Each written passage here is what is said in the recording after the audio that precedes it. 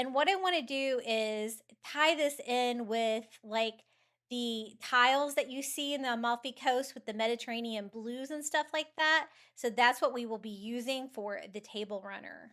But if you've ever tried to make a table runner with Dollar Tree supplies, they don't have much, but they do have these. They have these in several different colors. I thought white would work perfectly, and it is the perfect length for my table. If I cut the little triangular parts here at the end, which I don't like anyway, off, this is going to be the perfect length to go end to end on my dining room table. So I just took it and measured it, and everything looks good. I did trim this end a little bit just because it wanted to fray a little bit. And what I want to do is turn this into those great tiles that you see with the blues and the whites. And I was able to find this foil backsplash wall sticker at the kitchen aisle at Dollar Tree. It was right next to these table runners. And I was like, oh, this is perfect. It's peel and stick. It's washable. This is going to be a perfect table runner. So I just need to figure out how to put this together. I think 2 tiles is all that's going to fit because I don't want to do like a half a tile. There's 3 wide on this, and it's just like a big foil sticker. I've never DIY'd with this before, and I was really excited to find this. So what I'm going to do is just go ahead and cut 1 row off, just cutting where the so-called tiles come together. And I want to cut this as closely to those tiles as I can all the way around so I don't have like a white border around them. Like the edge here has a white border, but you can kind of see, at least on some of them, where that should be. So I just cut a straight line there.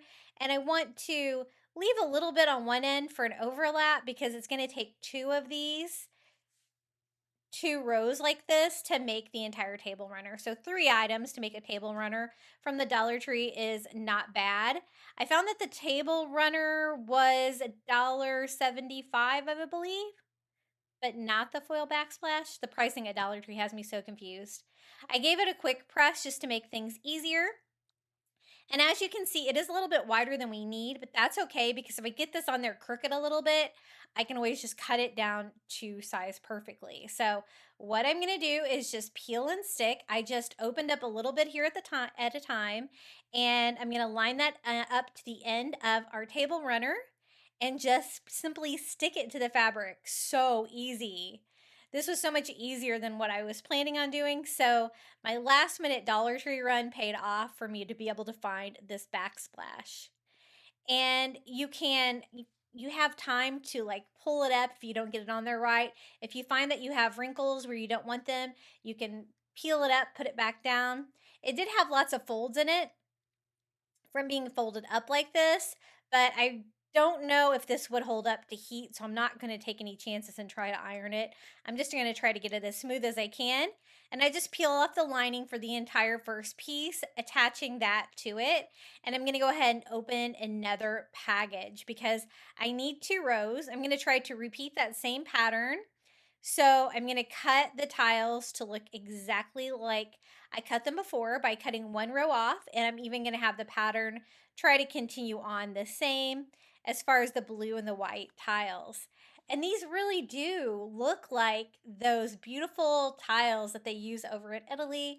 The Amalfi Coast is famous for this look, and I love the looks of blue with lemon decor. I think it really makes the lemons pop, and it's really pretty. So I went ahead and cut off the borders of this one as well, just like we did before.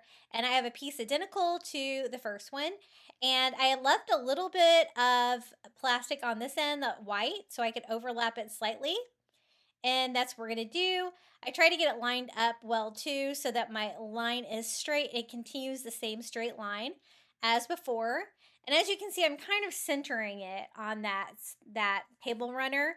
So I'll have a little bit of fabric on each side that I will need to trim off once I get all of the sticker attached. I love the material this is made out of. I guess it's really easy probably to wash if you had it on a backsplash. And so it's going to be great for messy eaters in my home that get food on this because I'll be able to wipe it right off with a sponge. So perfect. I'm not going to seal it or anything. I really don't need to do anything. The only thing I need to do is cut off the excess material.